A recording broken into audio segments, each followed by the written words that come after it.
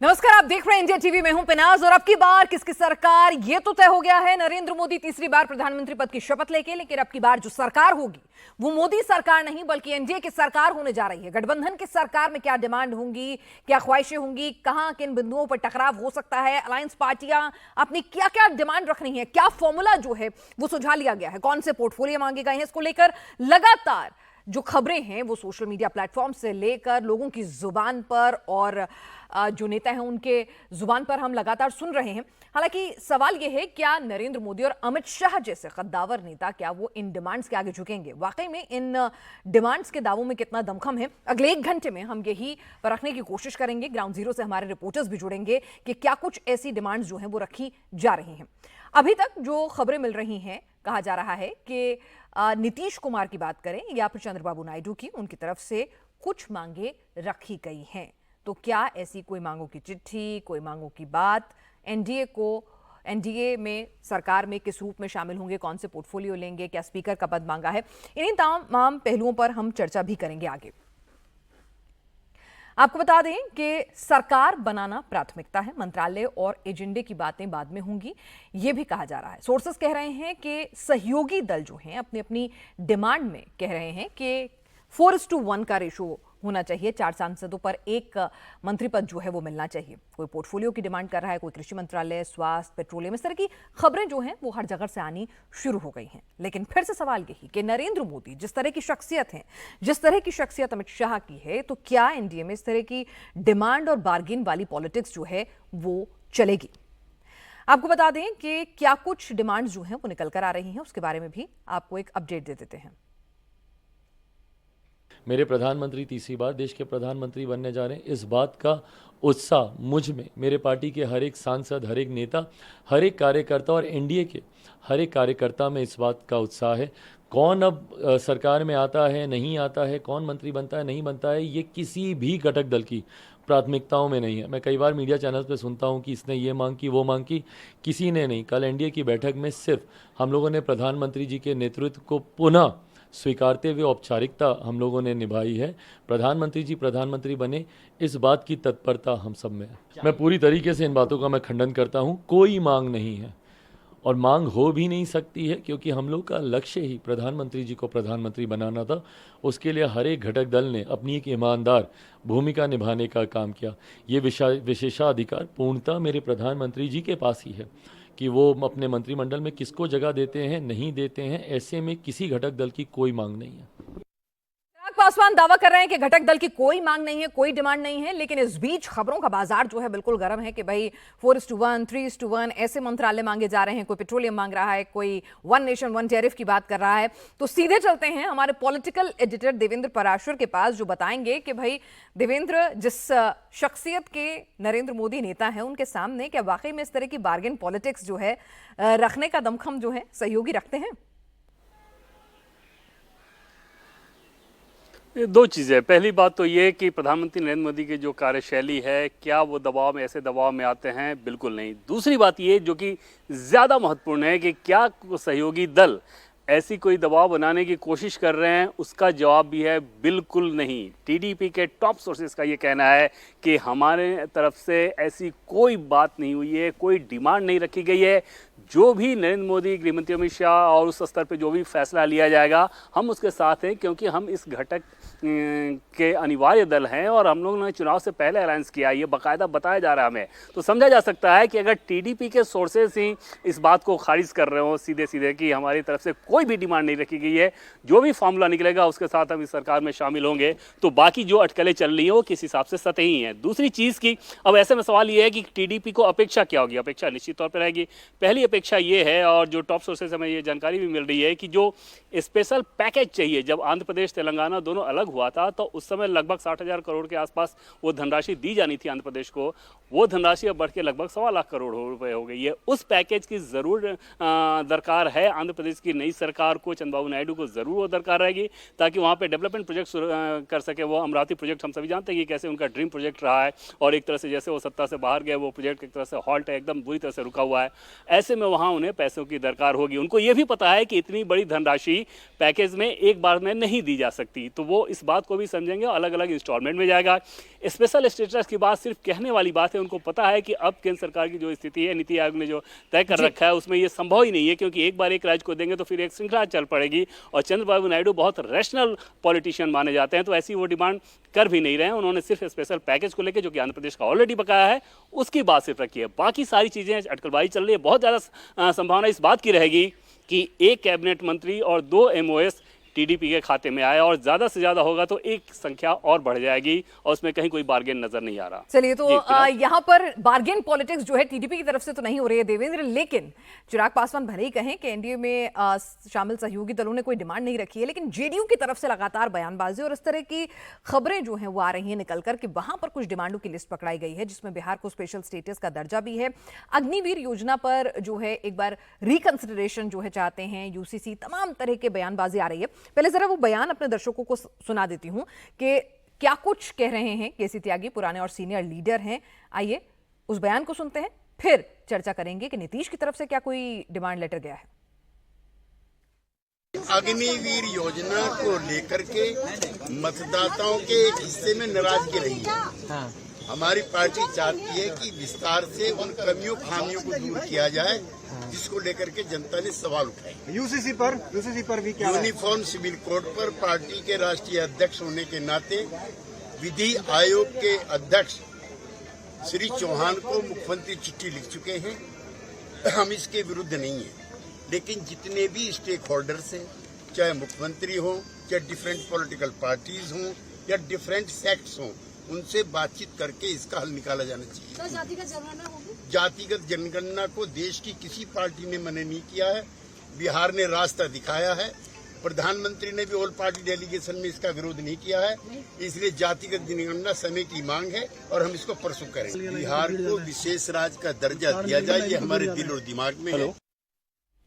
देवेंद्र हमारे साथ लगातार जुड़े हुए हैं। देवेंद्र, चलिए, टीडीपी की तरफ से तो बहुत कुछ प्रेशर पॉलिटिक्स नहीं है, लेकिन केसी त्यागी का बयान आप भी सुन रहे होंगे। कुछ ऐसे बिंदु हैं जहां पर टकराव की स्थिति उत्पन्न हो सकती है। अग्निवीर योजना को लेकर उन्होंने कहा, यूसीसी को लेकर उन्होंने बयान दिया है, बिहार के लिए स्पेशल स्टेटस की बात कर रहे हैं।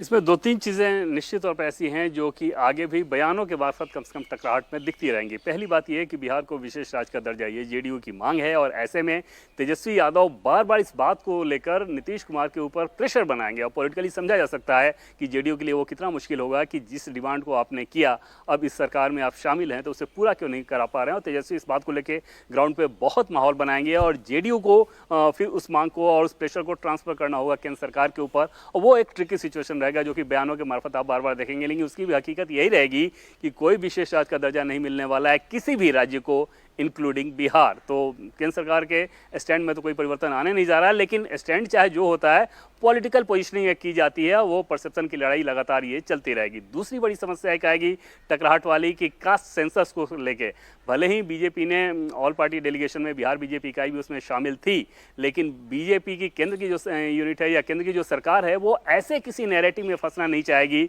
जिसमें बार बार सिर्फ जातियों को लेकर चर्चा हो। अगर आपको डेवलपमेंट के मोड पे बहुत आगे जाना है तो ऐसे विभाजनकारी नैरेटिव को पीछे छोड़ना होता है, और वहां पर जेडीयू फिर से एक प्रेशर बनाएगा। तो ये 2 चीजें ऐसी हैं जो कि समस्या डालेगी। अग्निवीर योजना की बात करें तो वो सरकार का फैसला है, वो कोई विचारधारा का फैसला नहीं है, और उसके पीछे एक वित्तीय मजबूरी है, तो उसमें भी बहुत कुछ करने की गुंजाइश नजर नहीं आ रही। चलिए, और दोनों नेता जानते हैं कि राज्य में अगर अपनी सरकार जो है वो अच्छे से चलानी है और जो तमाम वादे किए हैं अगर उनको एग्जीक्यूट करना है, पूरा करना है, तो उन्हें भी केंद्र सरकार की मदद चाहिए होगी और मोदी जैसे नेता का साथ चाहिए होगा। तो इसीलिए वो भी बहुत ज्यादा बार्गेनिंग सिचुएशन में नहीं नजर आ रहे हैं। देवेंद्र, इस तमाम अपडेट के लिए आपका बहुत बहुत शुक्रिया। लेकिन इस बीच खुद ग्राउंड जीरो से क्या कुछ खबरें आंध्र से आ रही हैं, वहां से भी जानने की कोशिश करेंगे। अमरावती में हमारे साथ हमारे सहयोगी राघवन मौजूद हैं, लेकिन उससे पहले ये जो स्पेशल स्टेटस की बात है जिसको लेकर पूरा मामला अटका हुआ है, वो आपको समझा देते हैं। बिहार में लंबे समय से स्पेशल राज्य की मांग जो है वो उठ रही है। खुद नीतीश कुमार साल 2008 से ही स्पेशल राज्य की वकालत करते हुए आए हैं बिहार को।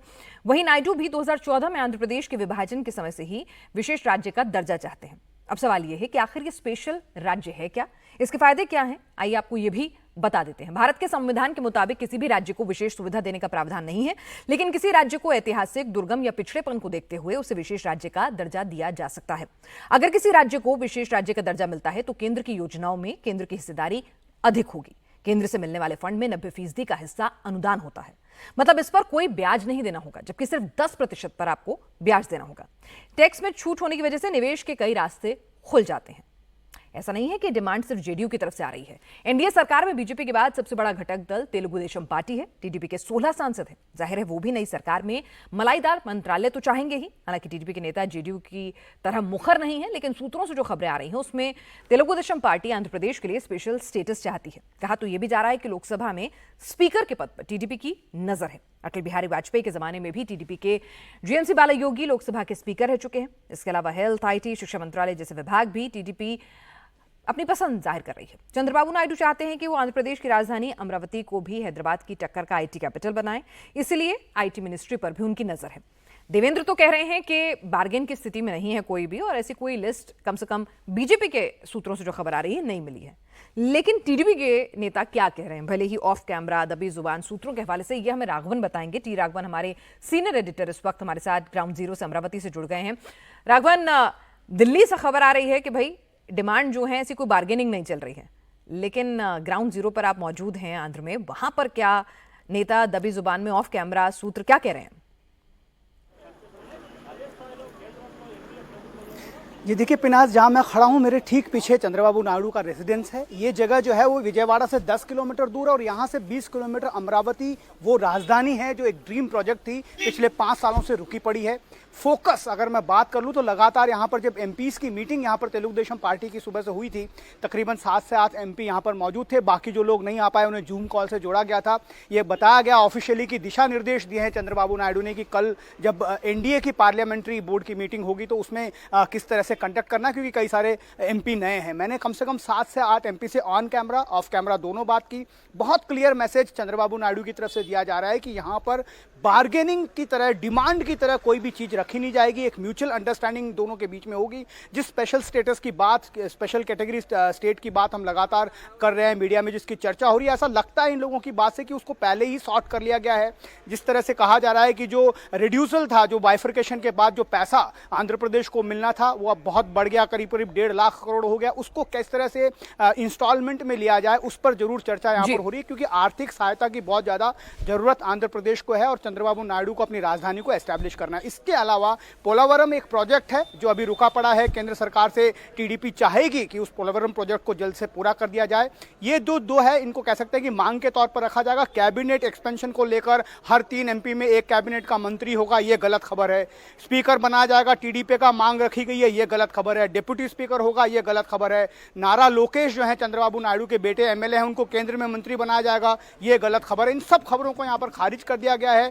चंद्रबाबू नायडू, आपको एक बहुत महत्वपूर्ण बात मैं खत्म करते करते बताता हूं कि आज जब उन्होंने एमपीज को एड्रेस किया पिनास, तो उन्होंने ये बताया कि एनडीए के साथ उनके संबंध कितने अच्छे हैं, कैसे उन्होंने पिछले 3 दशकों से एनडीए के साथ अपने संबंध बनाए हैं। 2019 की बात कर लें, जब स्पेशल स्टेटस को लेकर उन्होंने एनडीए से पुल आउट कर लिया था, उस एक इंसिडेंट को अगर बाहर रखें तो चंद्रबाबू नायडू का ट्रैक रिकॉर्ड ये कहता है कि वो एनडीए से ज्यादा कंफर्टेबल हैं। ये सब चीजें उन्होंने खुद आज एमपीज को बताई है। तो लगता है कि जो भी कुछ होगा म्यूचुअली होगा, किसी तरह की डिमांड खींचातानी यहाँ पर नजर नहीं। चलिए टी राघवन, आपकी और देवेंद्र पराशर की बातों को सुन के लगता है इंडिया गठबंधन जो है उसकी उम्मीदें जरूर थोड़ी और टूटी होंगी, ठंडी हुई होंगी, क्योंकि कोई डिमांड जो है, ना तो दिल्ली के खेमे से खबर आ रही है बीजेपी के से कि कोई डिमांड लेटर जो है इस तरह का कोई दोनों पार्टियों की तरफ से सौंपा गया है, ना ही यह खबर जो है टीडीपी के खेमे से आ रही है। तो किसी भी तरह की कोई डिमांड नहीं है, कोई ब्लैकमेलिंग बार्गेन नहीं है, क्योंकि शायद दोनों नेता ये जानते हैं कि अगर राज्य में अपनी राजनीति को चमकाना है, मजबूत करना है और जनता से किए हुए वादों को अगर पूरा करना है, तो उन्हें भी केंद्र सरकार में मजबूत सरकार चाहिए और मजबूत मोदी का साथ चाहिए।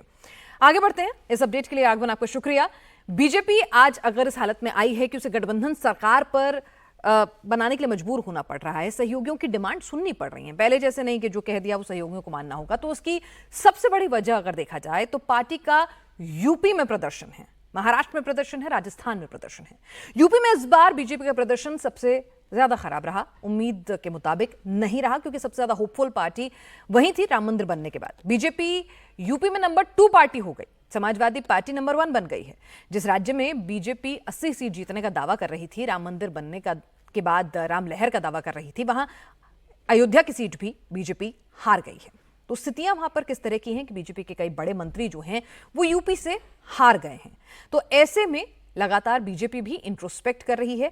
अब धीरे धीरे जब कहा जाता है हार होती है तो फिर दबी जुबान में जो हारे हुए नेता हैं वो खुलकर नहीं, अगर अनुशासन के मार्फत बंधे होते हैं, लेकिन लगातार अपनी बयानबाजी जो है वो देना शुरू कर देते हैं। योगी आदित्यनाथ इस बीच दिल्ली आएंगे। आपको बता दें भूपेंद्र चौधरी जो हैं बीजेपी के अध्यक्ष वो पहले से ही मौजूद हैं। केशव प्रसाद मौर्य भी कहा जा रहा है कि वो दिल्ली पहुंच चुके हैं। लेकिन इस बीच जिस तरह से हम कह रहे हैं कि हार के बाद जो है वो ठीकरा भी फूटेगा, बयानबाजी भी होगी, मंथन तो होगा ही, आरोप भी लगेंगे। क्या कुछ कह रहे हैं सहयोगी दल और पार्टी के नेता, आपको बताते हैं। सबसे पहले निषाद पार्टी के संजय निषाद ने क्या कुछ कहा है। जीत को लेकर ओवर कॉन्फिडेंस और आरक्षण को लेकर नेताओं की बयानबाजी बीजेपी को कमजोर कर गई। निश्चित रूप से हम लोग अच्छे काम किए थे, उसको समझाने में नाकामयाब रहे। उस उत्साह में हमको लगता है कि सबके जीत रहे हैं तो कुछ उदासीन हो गए, कुछ निष्क्रिय हो गए, हमको लगता है। दूसरा विषय कि जो कुछ नेताओं ने कुछ ऐसे बयान दे दिए आरक्षण के मुद्दे पर जिसको विपक्ष ने नैरेटिव सेट किया और नैरेटिव सेट करके उसको कैश कराया सिस्टम से, और नॉन जाटो जितने भी दलित थे 23% में उनको उन लोगों ने मूव करा लिया और पिछड़ी जातियों में भी मूव कराकर उन लोगों ने इसका लाभ उठाया।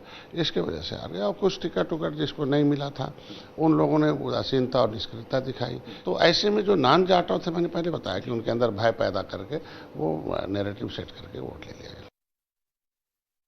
आखिर हम कौन सी सीट कौन से कारण से हारे, और इसी में यदि किसी विधायक ने, किसी बड़े नेता ने, चाहे वो जिला स्तर का रहा हो चाहे अन्य स्तर का रहा हो, और किसी ने यदि भितरघात किया है तो एक तरीके से पार्टी के साथ विश्वासघात किया है ऐसे लोगों ने।